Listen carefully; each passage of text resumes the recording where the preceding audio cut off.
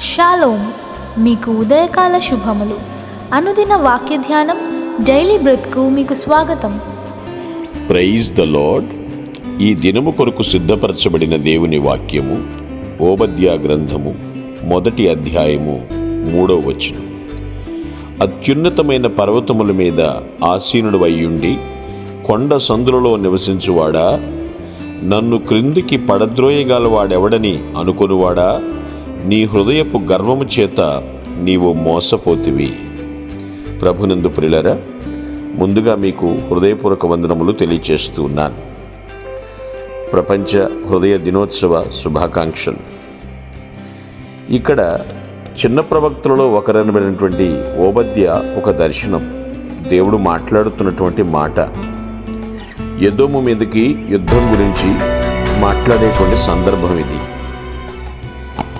ఎదోము వంశస్థులు చాలామంది గర్వము చేత ఎర్రవీగుతున్నటువంటి సమయం. అందుకే ఇక్కడ మాట్లాడుతున్నాడు, అత్యున్నతమైన పర్వతముల మీద ఆసీనుడు అయి ఉండి, ఎవరికి వారేమనుకుంటారంటే నేనే టాపు, నేనే తోపు, నన్ను మించెవడూ లేడు, ప్రస్తుత పరిస్థితుల్లో ఐఎమ్ ద బాస్ ఓన్లీ, ఇలాంటి పదాలు వింటూ ఉంటున్నాం. గ్రహించండి, ఇదంతా ఎందుకు వస్తుందో తెలుసా? హృదయము గర్వము చేత నిండిపోయింది. ఆ గర్వము మోసం చేస్తుందన్న సంగతి అర్థం చేసుకుంటలేదు చాలామంది. మనిషికి గర్వం చూసామండి, హృదయానికి గర్వం ఏమిటి అంటారేమో. లబ్డబ్ అది మామూలే, కానీ మనసు ఉంటుంది చూశారు, ఇది మిడిసి పడతామని చెప్తూ ఉంటారు. అందుకే హృదయ రోగానికి మందులు లేవు. హృదయం ఎంత ఘోరమైన వ్యాధి కలిగిందో అది దేవునికి మాత్రమే తెలుసు. దాన్ని బాగు చేయగలిగిన వాడు ప్రభు ఒక్కడే అని కూడా లేఖనం ఘోషిస్తోంది. మన హృదయం గర్వం చేత ప్రవర్తించకూడదు, మిడిసి పడకూడదు. ఇక్కడ వ్రాయబడిన మాటలు అర్థం చేసుకుంటే, అత్యున్నతమైన పర్వతముల మీద ఆసీనుడా, ఎవరుంటారండి ఈయన? అత్యున్నత సింహాసనాసీనుడు, అతి పరిశుద్ధుడు మన ప్రభు. ఆయన మించిన వారు ఎవరున్నారు? మరికొంతమంది నాకే ప్రమాదం రాదు, నాకే హాని కలగదు, నా చుట్టూ కొండలున్నాయి, నేను కొండ సందుల్లో ఉన్నాను అని కొందరు మిడిసిపడుతుంటారు. గర్విష్ఠులారా, కొండలు పిండి చేసేటువంటి వాడు ఆయన. చాలామంది చూస్తున్నాం, క్రొవ్వు పట్టిన మాటలు మాట్లాడకు అని గద్దిస్తుంటారు చూసారా? కళ్ళు నెత్తికెక్కినాయి అని మాట్లాడుతూ ఉంటారు. ఈరోజు నీ హృదయం ఎలా ఉంది? దేవుని వాక్యానికి స్పందిస్తుందా? దేవుని మాటలు నిల్వ చేసుకునటానికి సిద్ధంగా ఉందా?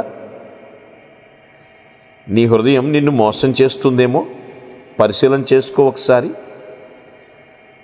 భక్తులు చెప్తున్నారు, నా హృదయము, నా మనస్సు మేము నెమ్మళించుకున్నాం అంటున్నారు. మరికొందరు భక్తులు అంటున్నారు, ప్రభువా, మా హృదయంలో నీ వివేకము కలిగిన మాటలను మేము ఉంచుకుంటామంటున్నారు. ఈరోజు నీ హృదయ స్పందన ఎలా ఉందో ఒకసారి గ్రహించు. నన్నెవరు పడద్రోస్తారు? నా స్థానం పర్మనెంట్, నందరూ నా కాళ్ళ దగ్గర ఉండాల్సిందే అనేటువంటి గర్విష్టి జీవితాలు మార్చబడాలి. ప్రభు అదే కోరుతూ ఉన్నాడు. అలాగే మార్చబడకుండా ఉంటే మోసపోక తప్పదు. నిన్ను త్రోసేవాడు ఉన్నాడు. తెలుగులో ఒక మాట మాట్లాడతారు కదా, తాడిని తన్నేవాడు ఉన్నాడు అంటే వాడి తల తన్నేవాడు మరొకడు ఉంటాడు అని. ప్రభువుని ఒక్కసారి మనం చూద్దాం. ఆయన దీనుడుగా, అహంకారం లేకుండా, అణగబడిన హృదయముగా, అణుచుకున్న హృదయముగా, సాత్వికుడుగా భూమి మీదకి వచ్చాడు. అలాంటి హృదయం మనకు ఉండాలి. అర్థం చేసుకునే హృదయం మనకు ఉండాలి. జీవితంలో ఎలాంటి పరిస్థితి ఎదురైనా సరే కనీసంలో కనీసం ఒక వ్యక్తిగా స్పందించే హృదయం మనకుందా? ప్రభు యొక్క జీవితాన్ని మీ ముందుంచుతున్నాను.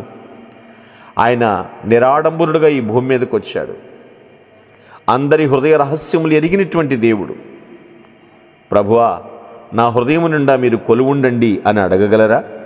ఆయన ఆహ్వానించగలరా? ఆయన ఆహ్వానిస్తే జీవితం ధన్యం. గర్వమును విడిచిపెడదాం. ఘనత మనకు దేవుడిస్తాడు. ఆయన నామమునికే మహిమ కలుగునుగాక. మీ కొరకు ప్రార్థించుటకు మేమెల్లప్పుడూ సిద్ధం. Praise the lord. ప్రభు నామమున మీ అందరికీ వందనములు. ఈ మా సందేశముల ద్వారా మీరు ఆశీర్వదింపబడినట్లయితే మీ తోటి వారికి షేర్ చేసి దేవుని రాజ్య సువార్తలో మీరు కూడా పాలుభాగస్తులు కావాలని ఆశిస్తున్నాం. మొదటిసారిగా ఈ ఛానల్ను చూస్తున్నట్లయితే మా ఛానల్ను సబ్స్క్రైబ్ చేయండి. వీడియోలు నోటిఫికేషన్ రూపంలో పొందుటకు బెల్ బటన్ని ప్రెస్ చేయండి. God bless you.